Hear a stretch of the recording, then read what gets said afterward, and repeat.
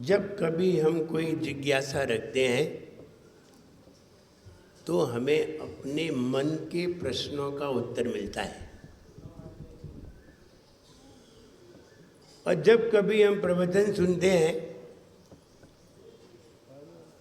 तो महाराज ने जो कहा है वो सुनने को मिलता है, चाहे वो आपके प्रश्नों का उत्तर हो या ना हो, वो तो सुनना है। लेकिन जब जिज्ञासा रखते हैं तो हमारी ही बात का उत्तर मिलता है। अपनी बात का उत्तर बहुत मुश्किल से मिलता है। दूसरे की बातें हमें सब जगह सुनने को मिल जाती हैं, लेकिन अपनी बात का समाधान मुश्किल से प्राप्त होता है। हम उन जिज्ञासाओं में अपनी पहली जिज्ञासा अथवा पहला प्रश्न रखने के लिए तैयार होते हैं। और पहला प्रश्न करिए। कोई भी प्रश्न करना चाहते हैं वे माइक पर बोल करके प्रश्न पूछ सकते हैं आचार्य श्री से। हाँ, पहला तो तुम ही करो। आचार्य श्री, हम जो भी कार्य क्रियाएं करते हैं, पूजन, अभिषेक और इन सब के बीच में जो हम लोगों के परिणाम संकल्प विकल्प तय हो जाते हैं, कई इसमें परिणामों में कभी कभी दूषितता भी आ जाती है, तो इन सब के बीच में क्या हमें उसका पुण्य पूरा लगेगा या फिर उसमें कोई दोष भी लगता है? जितने जितने अंश में हमारे अंदर निर्मल परिणाम होते हैं, उतने उतने अंश में ही पुण्य का बंध होता है। अगर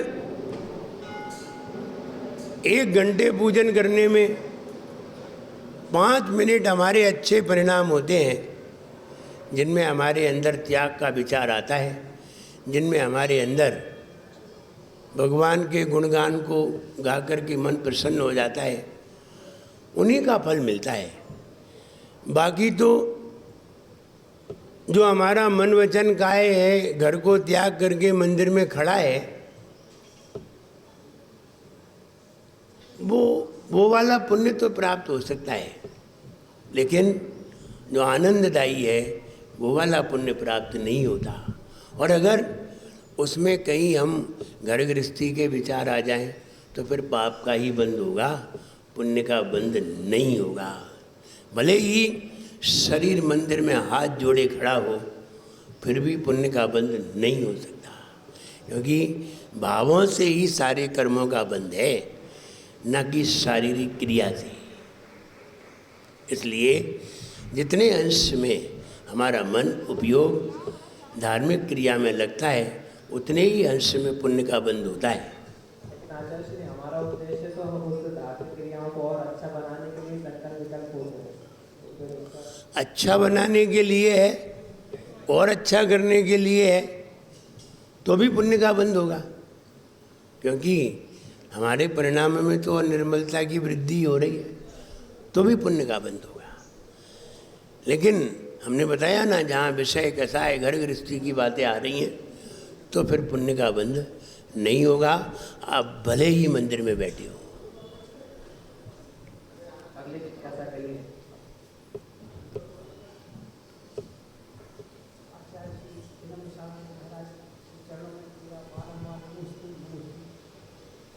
हमारी शंका है कि कर्म बंध का कारण संसार है और कर्म निद्रा का कारण मोक्ष है, तो कर्म निद्रा कैसे हो, किसकी होती है? कर्म बंध का कारण संसार है ऐसा नहीं है, कर्म निर्जरा का कारण मोक्ष है ऐसा भी नहीं है। कर्म बंध का कारण राग है, रक्तो बंधति कम्मम जीवो मुंचति विराग संपन्नो। और कर्म की निर्जरा का कारण वैराग्य है, मोक्ष नहीं है। मोक्ष तो कर्म के क्षय होने पर जो स्थान है उसका नाम मोक्ष है। निर्जरा का कारण वैराग्य है और बंध का कारण राग है। कैसे निर्जरा हो? जब हम वस्तुओं से राग करना बंद कर देंगे, निर्जरा प्रारंभ हो जाएगी। संसार में ही बंद है और संसार में ही निर्जरा है। संसार में रह के ही बंद होते हैं और संसार में रह के ही निर्जरा होती है। इसलिए जब वस्तु से अटैच होते हैं तो बंद, और वस्तु से अटैचमेंट समाप्त करते हैं तो निर्जरा होने लगती है। घर में रहकर श्रावक को निवृत्त नहीं हो पाता है। बाहर रहने वाले शादी व्यक्ति, साधु संत भी हो, तो वो भी कर्म का आश्रय तो दोनों को होता है। फिर ऐसी स्थिति परिस्थितियों में मोक्ष जाने का कारण कैसे बनता है? घर में रह कर के भी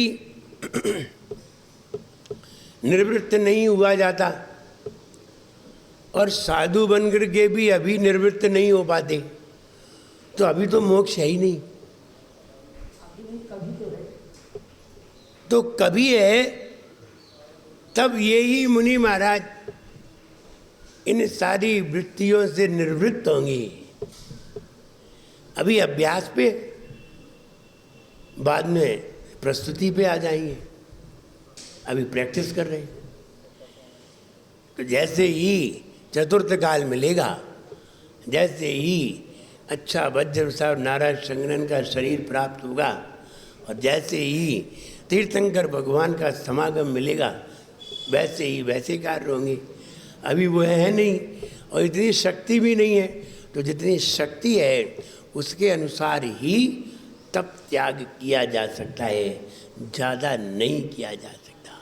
वज्र वृषभ नारायण संगनन प्राप्त होता है, 1 साल तक पानी ना पिए तो कुछ नहीं बिगड़ता। वज्र वृषभ नारायण संगनन 1 साल तक पानी ना पिए कुछ नहीं बिगड़ता। और अभी 1 दिन पानी ना पिए तो हाथ पांव बिगड़ जाते हैं। 2-4 दिन नहीं पिए तो खोपड़ी बिगड़ जाती है और 1 महीने नहीं पिए तो पूरा शरीर ही में बिगड़ जाता है। वो कहता है तुम पानी ही नहीं दे रहे हो, चलो इस शरीर को छोड़ कर के दूसरे शरीर में चलते हैं। ऐसी स्थिति आ जाती है। तो जैसी शक्ति होती है उसी के अनुसार त्याग तप आदि किया जाता है। जब चतुर्थ काल आएगा तो मोक्ष जैसा कार्य होगा, अभी स्वर्ग जैसे कार्य है।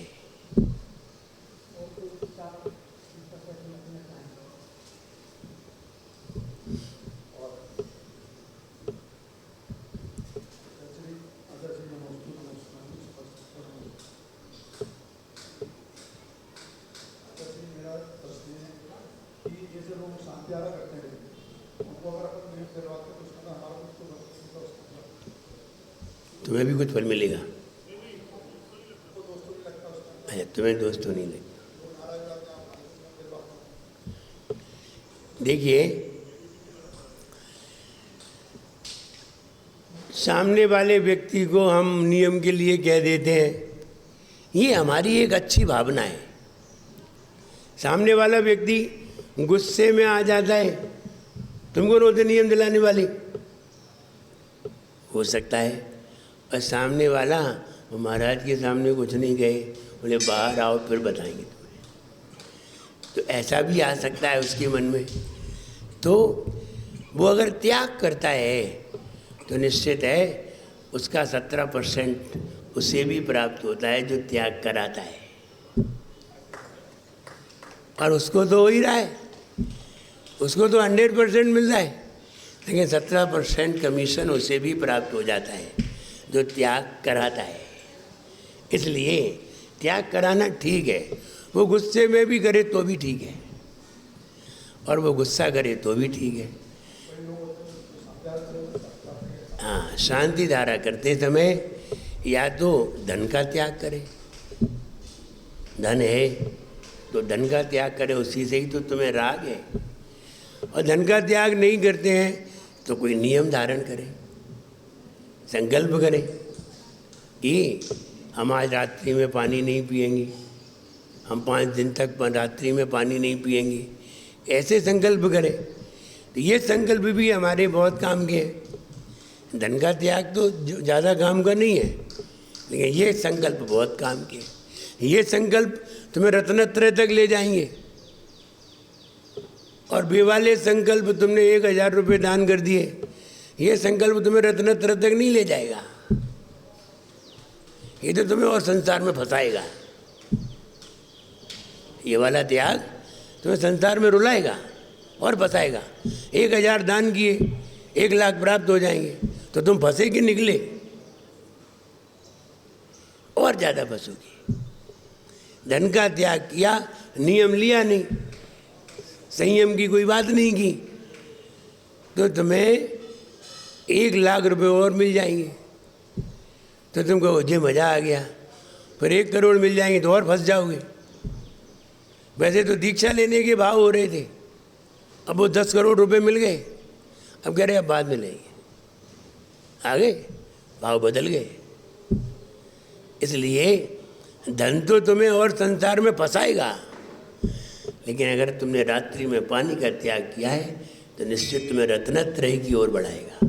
इसलिए त्याग करना दान करने से ज़्यादा श्रेष्ठ है।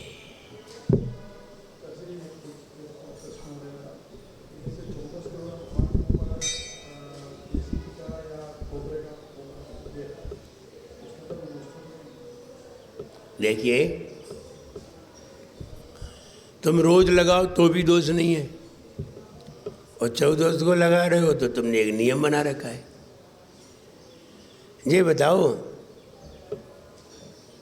तुम अपने शरीर पे तेल कब कब लगाते हो? रोज लगाते। देखिए, मूर्ति की सुरक्षा करना, उसको अच्छा दिखना, अच्छा रखना, ये पुजारी का कर्तव्य है। अगर उसे 2 दिन बाद मूर्ति रूखी रूखी दिखाई दे तो 2 दिन बाद करे, 3 दिन बाद दिखाई दे 3 दिन बाद करे। मूर्ति को बढ़िया रखे, क्योंकि अगर मूर्ति में रूखापन दिखा तो तुम्हारा उपयोग मूर्ति में कम लगेगा। अब मूर्ति में चमक दिखी, बढ़िया दिखी, तो तुम्हारा मन उसमें ज़्यादा लगेगा। अभी हम बैठे हैं, देखो हम बैठे हैं, ठीक है, अभी हम आपके सामने बैठे हैं, आपको हमें देख करके कोई विकल्प नहीं आ रहा होगा, कोई विकल्प नहीं आ रहा होगा। एक कागज, एक कोई पत्ता अथवा कोई एक कचड़ा मेरे यहाँ रख जाए, गिर जाए, पर देखो तुम्हारे मन में हाल विकल्प आने लगे, विकल्प आने लगेंगे। भले ही हम प्रवचन सुना रहे होंगे, लेकिन तुम्हारे मन में बार बार विकल्प आ रहे होंगे। एक पत्ता ही तो गिरा है, तो जरा सा पत्ता भी अगर हमारे ऊपर होगा तो तुम्हारे मन में विकल्प आ जाएंगे। इसलिए भगवान बिल्कुल सुंदर बढ़िया दिखाई देना चाहिए, तो तुम्हारा मन ज़्यादा लगेगा।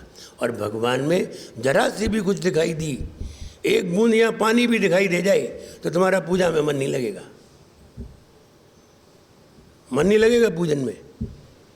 एक जरा सा एक पत्ता दिखाई दे जाए भगवान के हाथ पे ऊपर से गिर के, तो तुम्हारा मन नहीं लगेगा, पहले इसे हटा दे।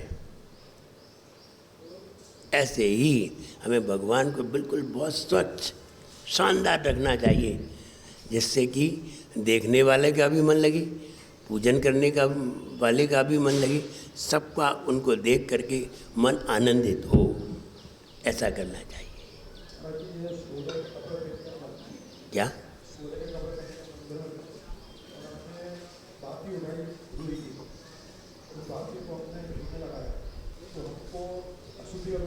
नहीं, रुई अशुद्ध नहीं होती, कपड़ा अशुद्ध होता है। कपास अशुद्ध नहीं होता, कपड़ा अशुद्ध होता है। इसलिए रुई को कोई बात नहीं।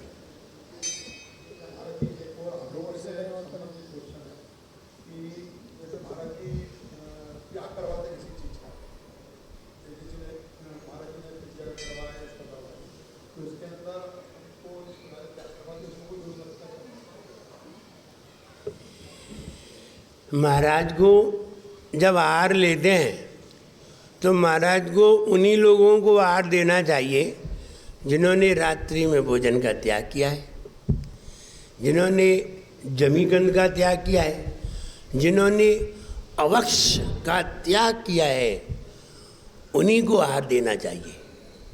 हम आपसे त्याग कराएं या न कराएं, आपका त्याग होना चाहिए। अगर आपका त्याग नहीं है और आपने आहार दे लिया है तो आपको आहार देने का फल प्राप्त नहीं होगा। आप गुटखा खाते हैं, आप रात्रि में भोजन करते हैं, आप जमीकंद खाते हैं और फिर आप भगवान का अभिषेक करते हैं तो आपको अभिषेक का भी फल प्राप्त नहीं होगा। इसलिए जो नियम है, जो पात्रता दी गई है, जो पात्रता पात्र में नहीं है तो वो व्यक्ति उसके फल का हकदार भी नहीं है। इसलिए पात्र होना जरूरी है। आप कलेक्टर का इंटरव्यू देने के लिए गए हैं तो आप IAS पास होना चाहिए, और आप IAS नहीं है और आप इंटरव्यू दे आए और तो आप कभी भी कलेक्टर नहीं बन सकते, यानी उसका इंटरव्यू का फल प्राप्त नहीं कर सकते। तो फल तभी मिलेगा जब आपके अंदर पात्रता हो। पात्रता नहीं है, इंटरव्यू देने से कोई कलेक्टर थोड़ी बन जाते हैं। ऐसे ही पहले पात्रता हो फिर आहार दीजिए तो उसका फल प्राप्त होता है। पात्र है, पात्रता है, फिर आप अभिषेक करते हैं तो फल की प्राप्ति होती है। और अपात्र होकर के अगर भगवान का अभिषेक करते हैं तो आप कहें क्या दोष लगता है। हम दोष ना कह करके ये कहें कि आपको फल नहीं मिलता है, एक ही बात है। 100 रुपये की मेहनत करके अगर आपको 1 रुपया मिले और फिर आप कहें कि दोष तो नहीं लगा, 99 दोष नहीं है तो क्या है, ये दोष से ही तो 99 कम हो गए और तुम्हें वो एक अच्छा लग रहा है, 99 बेकार लगे। इसलिए हम पात्र होना बहुत ज़रूरी है। पात्र होकर के ही हम कोई कार्य करते हैं तो निश्चित फल को प्राप्त करते हैं।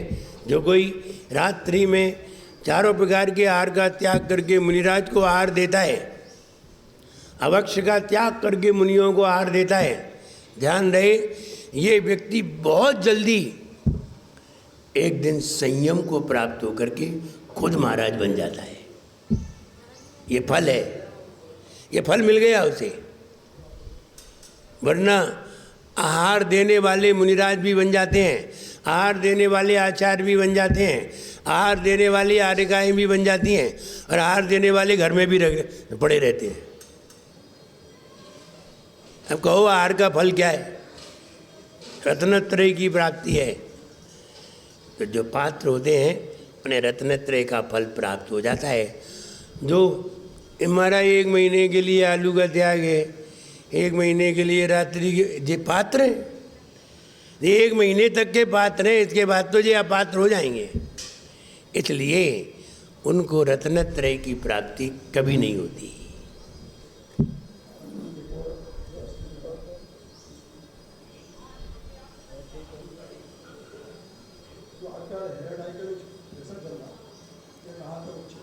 क्या बाल काले करते हैं तो कहाँ तक उचित है? अब अनुचित को उचित कैसे कहें? ये तो अनुचित ही है। कई लोग बाल काले कर लेते हैं। क्या बाल काले करने वाले आहार दे सकते हैं? काले बाल करने वाले तो आहार दे सकते हैं, लेकिन बिग लगाने वाले आहार नहीं दे सकते। हाँ, जिनकी बिग लगी हो वे आहार नहीं दे सकते। और जिनके काले बाल हो गए, अब उनको क्या कर सकते हैं? कोई अपना मुंह काला करके आ जाए आहार दे तो दे ले, क्या कर सकते हैं? अब क्रीम ही काली हो तो कुछ नहीं कर सकते। तो इसलिए आहार तो दे सकता है, लेकिन बिग लगा करके आहार नहीं देना चाहिए।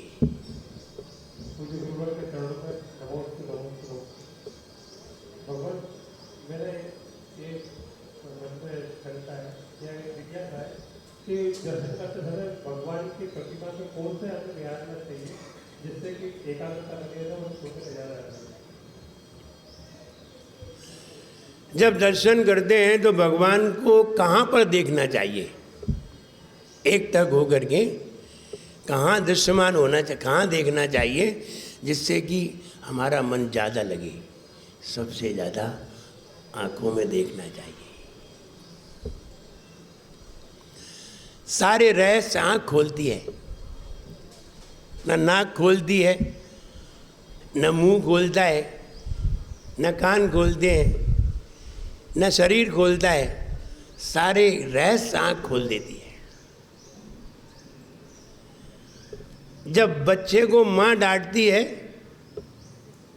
तो आँख में ही समझ में आ जाता है कि माँ क्या कहना चाहती है। टीचर भी शिष्य को समझाता है तो आधा तो आँख से समझाता है,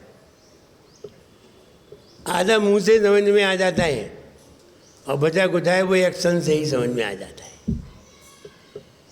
और अगर आँख में ना देखे कोई शिष्य, कोई गुरु अथवा कोई टीचर तुम्हें पढ़ा रहा हो और तुम्हारी आँख में ना देखे, इसका मतलब है टीचर तुम्हें पढ़ाना नहीं चाहता। इसका मतलब ये है, अगर वो तुम्हें देखे नहीं पढ़ाते समय तो वो तुम्हें पढ़ाना ही नहीं चाहता है और तुम पढ़ भी नहीं पाओगे। ये भी बात सही है। अगर टीचर तुम्हारी ओर देखे नहीं और तुम टीचर की ओर नहीं देखो आंखों में, तो ना तो तुम पढ़ना चाहते हो ना वो पढ़ाना चाहता है। और ऐसे में तुम वहाँ बैठे भी रहो तो तुम पढ़ भी नहीं सकते हो। ये भी बात है। इसलिए जब टीचर पढ़ाता है तो टीचर भले ही किसी के शिष्य की आंखों में ना देख पाए, लेकिन सारे शिष्य टीचर की आंखों में जरूर देखते हैं, क्योंकि बिना आँख के वो ऊर्जा प्राप्त होती ही नहीं है। इसलिए भगवान को सबसे ज़्यादा आँखों में देखना चाहिए। उसके बाद उनके कर पात्रों को देखना चाहिए, क्या शांत में बैठे हुए हैं। उसके बाद उनके मस्तिष्क को देखना चाहिए, मस्तिष्क को देखना चाहिए, और बार बार आँखों में देखना चाहिए। क्या दिखता है उनकी आँखों में? शांतमयी आह्लाद। कितनी शांत हैं आँखें, इधर से इधर भी नहीं हो रही, इधर से इधर भी नहीं हो रही, बिल्कुल एक ही जगह टिकी हुई हैं। अरे महाराज, वो जो पत्थर की मूर्ति है इसमें थोड़ी आंखें सरकती हैं। आप भी ऐसी बात करते हो कि भगवान की आंख इधर से इधर नहीं हो रही। जब साक्षात तीर्थंकर समोसरण में बैठे होते हैं उनकी भी नहीं सरकती, इसलिए इनकी नहीं सरक रही है। उनकी भी इधर से इधर नहीं होती, एक ही जगह रखी रहती है। आँख हिलती नहीं है, पलक झपकती नहीं है, इनकी भी नहीं झपक रही है। ये तो मूर्ति है, वे मूर्तिवत हैं। जो साक्षात हैं वो भी, उनकी भी आँखों में ही देखना चाहिए, और आँखों में ही देखने से सब कुछ प्राप्त होता है। ज्ञान भी, ऊर्जा भी, शक्ति भी, और जो कुछ पाना है वो भी। मोदी से बात करते समय राहुल ने आँख ही तो मटका दी थी।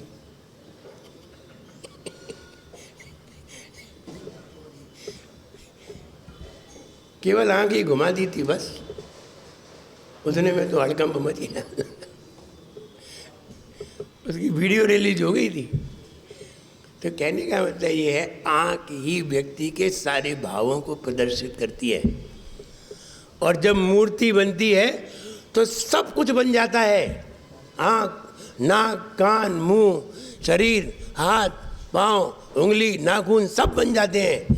आँख सबसे बाद में बनती है। आँख जब प्रतिष्ठा होती है उस दिन बनती है, उसके एक दिन पहले बनती है। मूर्ति पहले से ही बन के आ जाती है। मूर्ति महीनों पहले आ जाएगी, आँख तभी बनेगी। आँख बहुत विशेष चीज़ है, इसलिए आँख तो पूरे शरीर में सबसे महत्वशाली है। इसलिए आँखों में देख करके आह्लाद पैदा करना चाहिए, और कितना शांत स्वरूप है ऐसा चिंतन आँखों में देख करके ही आ सकता है। वहीं देख करके ही सबसे अच्छे भाव बनते हैं, और कहीं नहीं। नेक्स्ट प्रश्न। चतुर्थकाल में क्षेत्र में चतुर्थकाल क्यों होता है और 30 में क्यों 24 क्यों? क्या नहीं होता? क्षेत्र में चौथा काल शाश्वत क्यों रहता है? बहुत अच्छी बात है। चतुर्थ काल विदेह क्षेत्र में चतुर्थ काल जैसा ही क्यों होता है? विदेह क्षेत्र शाश्वत है, वहाँ परिवर्तन नहीं होता। क्यों नहीं होता? मालूम है प्रश्न कहाँ नहीं किया जाता और कहाँ किया जाता है, ये बात भी मालूम होना चाहिए। वहाँ 24 तीर्थंकर क्यों नहीं होते? 20 ही क्यों होते हैं? यहाँ 24 ही क्यों होते हैं? 36 क्यों नहीं होते? इसे कहते हैं स्वभाव। और स्वभाव माने नेचुरल। नेचुरलिटी में कोई प्रश्न नहीं होता। नेचुरलिटी में कोई भी प्रश्न नहीं होता। स्वभाव में प्रश्न नहीं करना चाहिए। इसलिए विदेह क्षेत्र शाश्वत है, यहाँ परिवर्तन होता ही नहीं है। अब क्यों नहीं होता? तो उन्होंने कहा ऐसा स्वभाव है। क्यों है स्वभाव? तो कहते अब तुम पागल हो, क्योंकि स्वभाव में प्रश्न नहीं किया जाता। नमक नमकीन क्यों होता है? होता है। क्यों होता है? बोले तुम पागल हो, क्योंकि नमक का नमकीन होना स्वभाव है। आत्मा में ज्ञान क्यों है? स्वभाव है, गुण है उसका। आत्मा में ही क्यों है? आत्मा का गुण है, इसलिए स्वभाव है। और किसी में क्यों नहीं है? और किसी में वो वाला गुण नहीं है, दूसरा गुण है। इसलिए स्वभाव में स्वभावातर्का गोचरा। स्वभाव में कोई तर्क नहीं होता, कोई प्रश्न नहीं होता। देखिए हम आपसे प्रश्न करें, आप लोग कैसे हो? उत्तर दीजिए। हम आपसे पूछें आप कैसे हो, आप क्या कहेंगे? बोलो। अच्छे हैं, है ना? यही कहेंगे, अच्छे हैं। हम पूछे क्यों? पूछे क्यों? तुम पागल हो। और हमने पूछा आप कैसे? हमारा परेशानी है। हम पूछे क्यों? तो सही है, परेशानी में प्रश्न है, स्वभाव में प्रश्न नहीं है। तुमने पूछ लिया कि क्यों, तुम पागल हो। अरे भगवान की कृपा से सब ठीक है। क्यों? भगवान की कृपा से ठीक है, और क्या है? इसलिए यहाँ कोई प्रश्न नहीं होना चाहिए। प्रश्न स्वभाव में नहीं होता है, प्रश्न प्रॉब्लम में होता है, समस्या में प्रश्न है, स्वभाव में प्रश्न नहीं होता। तुम सुखी हो, कोई नहीं कह सकता कि क्यों। तुम दुखी हो, भाई क्यों? हमें बताओ। सुखी हो, अब नहीं कहेगा कि क्यों। इसलिए स्वभाव में प्रश्न नहीं होता। नेक्स्ट प्रश्न।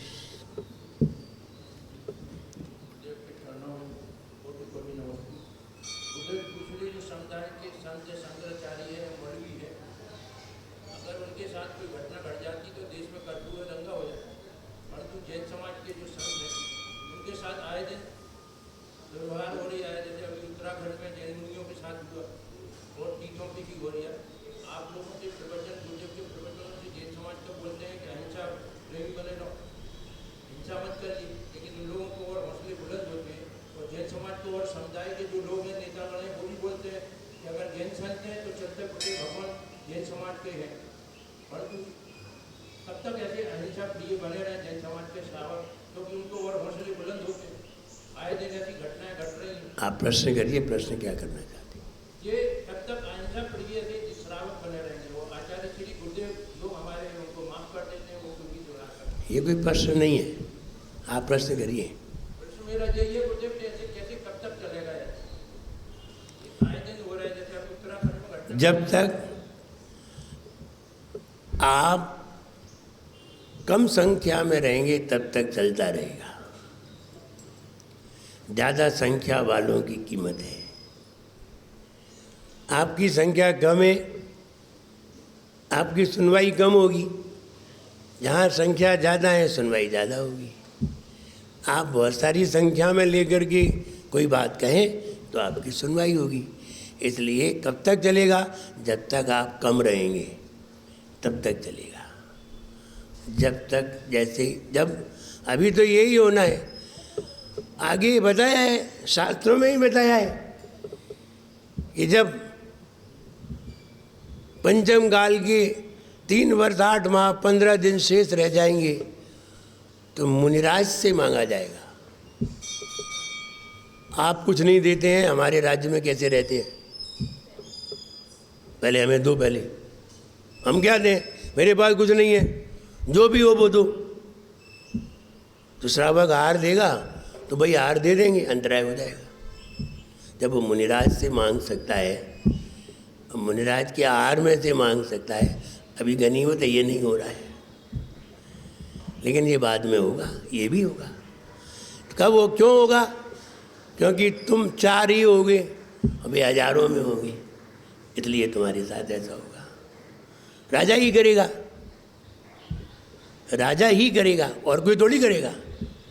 अभी तो आम जनता बोल रही है, जब राजा बोले तब तो राजा खुद मांगेगा टैक्स दो, और मुनिराज को देना पड़ेगा, क्योंकि मुनिराज अहिंसक है। फिर एक शुद्ध सम्यक दृष्टि देव ऊपर से आएगा। कहाँ से? अब तुम लोग तो कुछ कर नहीं पा रहे, राजा का क्या कर लोगे? क्या कर लोगे तुम? प्रधानमंत्री का कुछ नहीं कर सकते। तो राजा का क्यों, किसने क्या कर लिया? जब उसने मुनिराज से टैक्स मांग लिया तो वे श्रावक हाथ जोड़ के रह गए चुपचाप। हम क्या करें? तो तुम तो हाथ जोड़ के रह गए, ऊपर से देव आएगा, ये मार मार के भूत बना देगा। किसे? राजा को। इतना मारेगा, इतना मारेगा, जान से मार देगा। कौन? शुद्ध सम्यक दृष्टि देव। मिथ्या दृष्टि तो आती ही नहीं है। मिथ्या दृष्टि तो मीन में निकालते हैं, और सम्यक दृष्टि सेवा करते हैं, रक्षा करते हैं। और मिथ्या दृष्टि मीन में निकालने में बहुत तैयार रहेंगे, और भक्ति नहीं होती उनकी मन। तो शुद्ध सम्यक दृष्टि देव आएगा अंत समय में। ये शास्त्रों में लिखा है। क्या सम्यक दृष्टि देव किसी को मार सकता है? क्यों? कोई हमारे आराध्य को मारे तो हम उसे मार नहीं सकते। उसने भी तो हमारे आराध्य को मारा है। उसने भी तो जब अंतराय करवाया तो समाधि हो गई महाराज की, उस अंतराय के कारण। तो उसने भी तो हमारे साधु को मारा है। हम उसे ठोक दें तो क्या जाता है? क्या सम्यक दृष्टि जीव मार सकता है? देख लो ना, शास्त्र में पढ़ो, मारेगा। अरे 2-4 हाथ नहीं मारेगा, 2-4 हाथ मारने में क्या है? जब साधु को उसने जान से खत्म करने के लिए तैयारी कर ली तो वो फिर छोड़ेगा नहीं। इसलिए ये क्रम चलता रहेगा।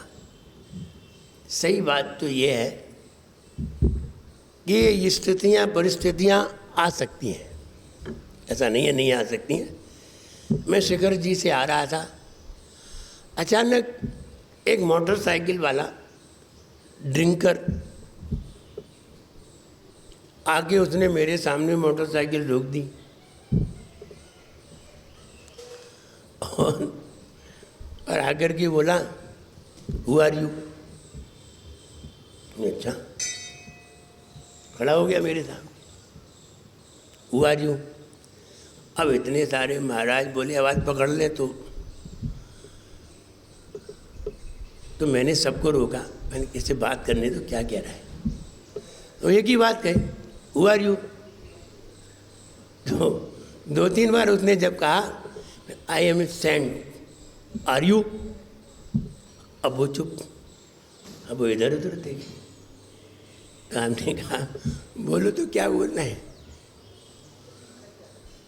तो इतने में 2 लोग आए, उसको पकड़ा, बोले महाराज ये तो पियक्कड़ है, उधम मचा रहा है। ऐसे मिल जाते हैं। उसने कोई परेशान कुछ नहीं किया परेशानी कुछ नहीं की उसने, बस इतना ही पूछा हुआ क्यों, खड़ा हो गया मोटरसाइकिल सामने टिका के। तो ऐसा हो सकता है, इसलिए उन्होंने पूछा होगा महाराज आप ऐसे कैसे, कहाँ जा रहे हैं, कैसे जा रहे हैं, आपके साथ कोई नहीं है, तो बस इतना से ही पूछा है। ऐसा नहीं है कि उनके ऊपर कोई प्रहार किया या कोई गाली गलौज की, ऐसा कुछ नहीं किया। ऐसा तो कोई भी पूछ सकता है, कोई भी अनजान व्यक्ति है पूछ सकता है। इसलिए पूछेगा, और पूछेगा तो बताना पड़ेगा।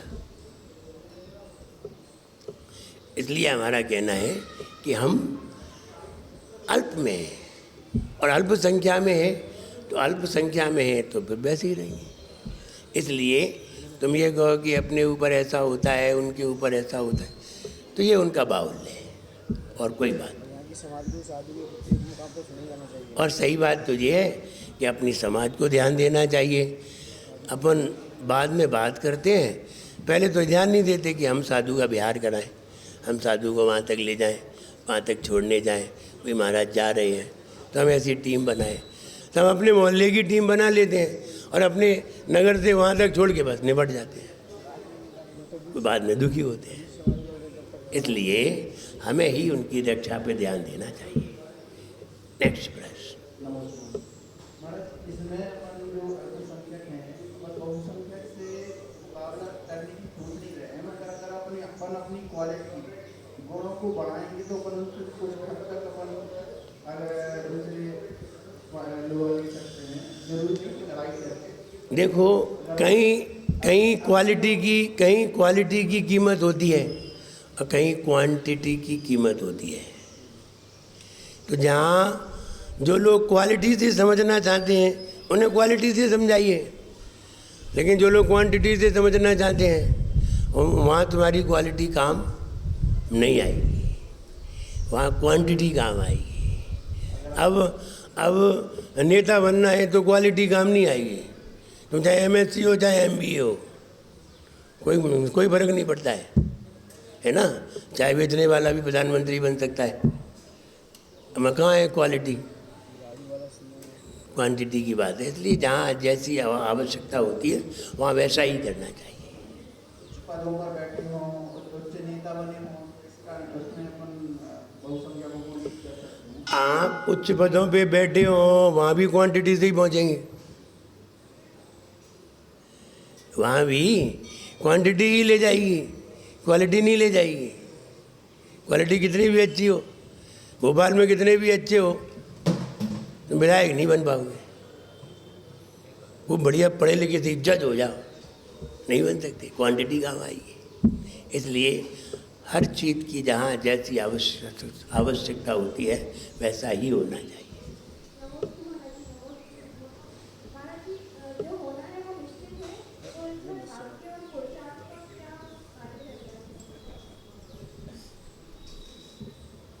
जो होना है वो निश्चित है।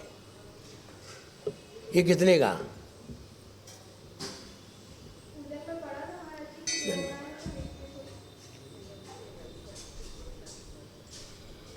उसको आप समझ लेते तो हाल समझ में आ जाता। पढ़ा है, समझा नहीं, समझिए, बैठ जाइए। जिसको सारी दुनिया प्रत्यक्ष दिखाई दे रही हो, सब, मेरा 10,000 साल पुराना भविष्य दिखाई दे रहा हो पहले का, और भविष्य का भी दिखाई दे रहा हो, भूत का भी दिखाई दे रहा हो, 10,000 साल पहले का पूरा चिट्ठा हमारा दिखाई दे रहा हो, और 10,000 साल बाद का भी दिखाई दे रहा हो, 10 करोड़ वर्ष बाद का भी दिखाई दे रहा हो, इसको सब दिखाई दे रहा है। अगर वो जो कहेगा वही होगा, वो जो कहेगा वही होगा, क्योंकि उसे तो सब दिखाई दे रहा है। जैसे कि महाभारत में संजय, उन्हें सब दिखाई दे रहा था, लेकिन सबको तो दिखाई नहीं दे रहा था। तो सब लोग किसकी मान रहे थे? किसकी? उसी की तो मान रहे थे, उसे दिखाई दे रहा था। सबको नहीं मालूम था कि क्या होना है, लेकिन संजय को मालूम था कि क्या होना है। तो उसको मालूम होने से वो जो कह रहा था वही होना था, लेकिन सब लोगों को होना था, वो कैसे निश्चित होता? इसलिए तीर्थंकर भगवान को सब दिखाई दे रहा है, उनके अनुसार जब जैसा होना है तब वैसा ही होता है। उन्हें सब मालूम है, लेकिन तुम्हें कुछ भी नहीं मालूम। तुम कुछ भी मत कहो, तुम करो, तुम जो करोगे वही होगा, और वो जो कहेंगे वही होगा। इसलिए तुम अपने अनुसार चलो, उन्हें अपने अनुसार चलने दो। अब तुम कह रहे जो होना है वही होगा, अब बताओ क्या होना है? वो हमें मालूम नहीं है। अब देखो, हम जो करेंगे वही होगा, है ना? आटा तो वही है, लेकिन हम आटे को आटे से पराठा बनाना चाहे तो पराठा ही बनेगा, उसमें हिम्मत नहीं है पूड़ी बन जाए, और उसमें हिम्मत नहीं है कि रोटी बन जाए। अब कहो कि जो होना था वही हुआ, नहीं, ये बात तो नहीं बनी।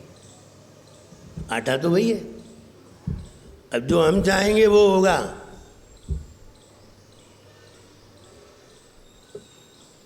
अब कहो कि कैसे कहें कि जो होना है सो होगा।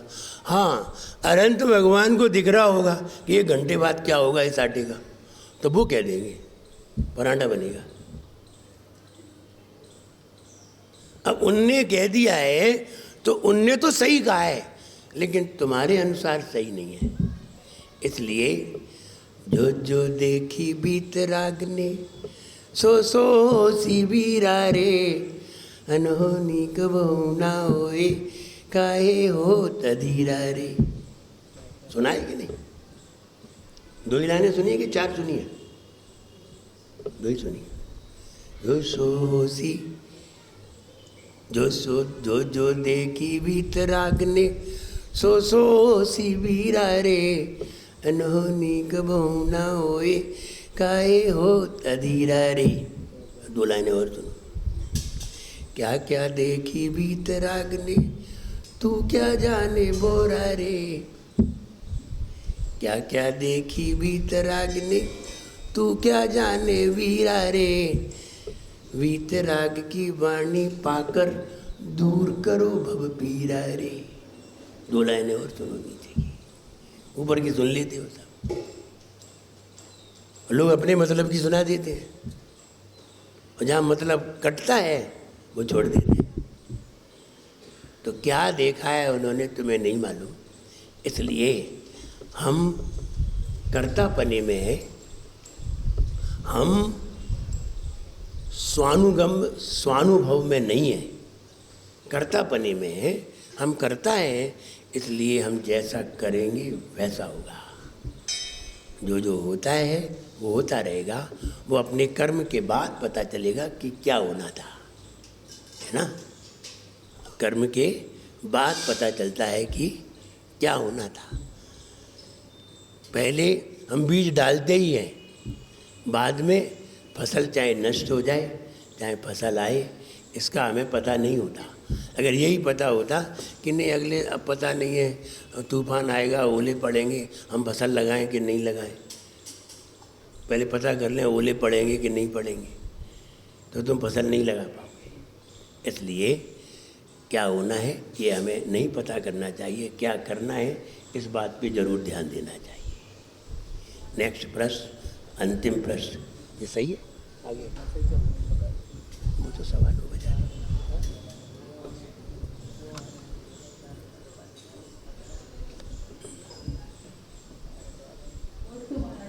मृत्यु के बाद देह दान करना चाहिए कि नहीं, इसमें पुण्य मिलता है कि पाप? बैठो। दान किसे कहते हैं ये भी जान लेना चाहिए।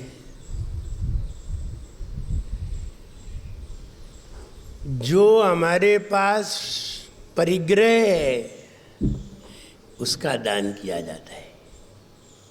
ये शरीर परिग्रह नहीं है।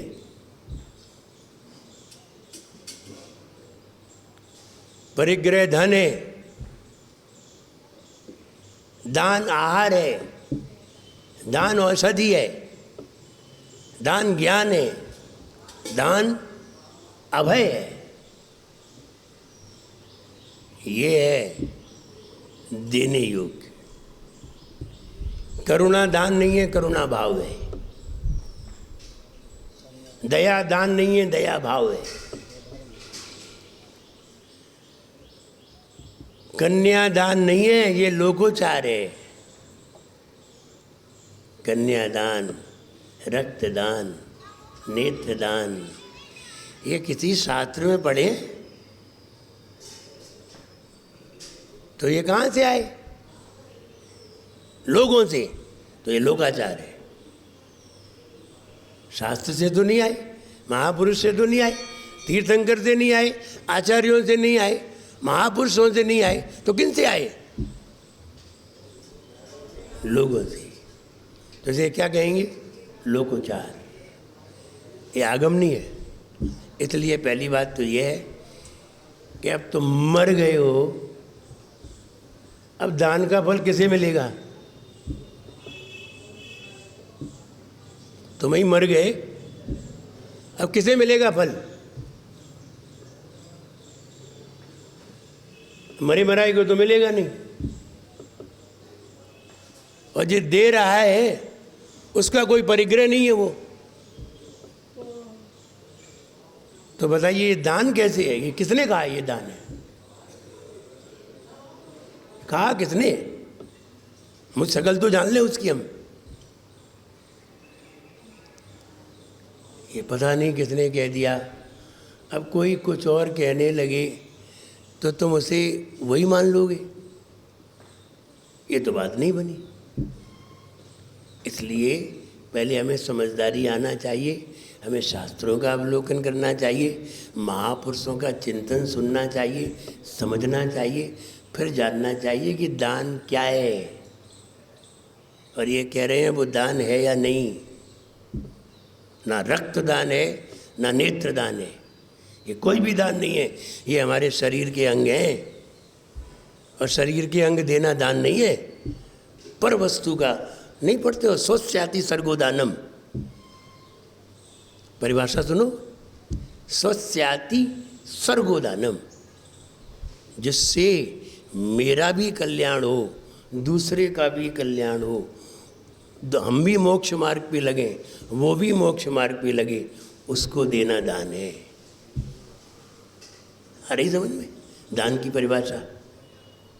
What is called donation? मेरा भी कल्याण हो। आहार दे रहे हो, तुम्हारा भी कल्याण, जिसे दे रहे हो उसका भी कल्याण। ज्ञान दे रहे हो, मेरा भी कल्याण, तुम्हारा भी कल्याण।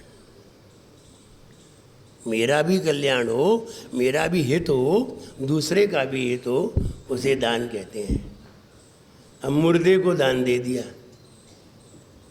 किन्हीं मुर्दों को। किसको दिया तुमने दान? वो दान देने योग्य है कि नहीं? दान किसे दिया जाता है?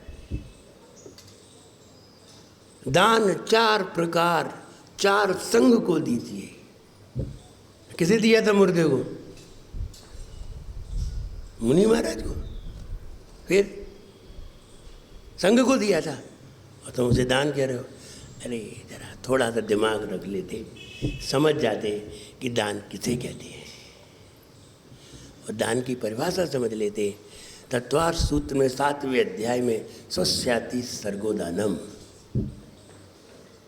विदित विदित द्रव्य दात्य पात्र विशेषा तद विशेषा, पढ़िए, विधि पूर्वक देना चाहिए, दात्री दाता को देना चाहिए, पात्री पात्र को देना चाहिए, विधि द्रव्य द्रव्य का दान दिया जाता है, विधि पूर्वक, विधि द्रव्य दात्री दाता देता है, पात्री पात्र को विशेषा विशेषता से, मन शुद्धि वचन शुद्धि काय शुद्धि विशेषता से प्रसन्न होकर, तद विशेषा, ये दान देने की विशेषता है, तब दान में विशेषता उत्पन्न होती है, ऐसे ही नहीं होती है। इसलिए दान मुनियों को, जिन्होंने घर बार सब कुछ त्याग कर दिया है, दान उन्हें दिया जाता है। जिनके पास कुछ भी नहीं है, खाने को पीने को रहने को रखने को कुछ नहीं है, उसे देना दान है, योग्य वस्तु देना दान है। नहीं तो अपनी कन्या ले आए हो महाराज ले जाओ, ये दान है, कल्याण हो जाएगा। इसलिए ये दान नहीं है। तो अपना घर ले आओ, घर दे दो, ये दान नहीं है, ये व्यवस्था है। इसलिए दान 4 प्रकार, 4 संग को दीजिए। धन बिजली होनहार, धन का दान किया जाता है, अन्य किसी का नहीं। इस बात को समझना चाहिए। जय बोलो महावीर भगवान की। हे जिनवाणी भारती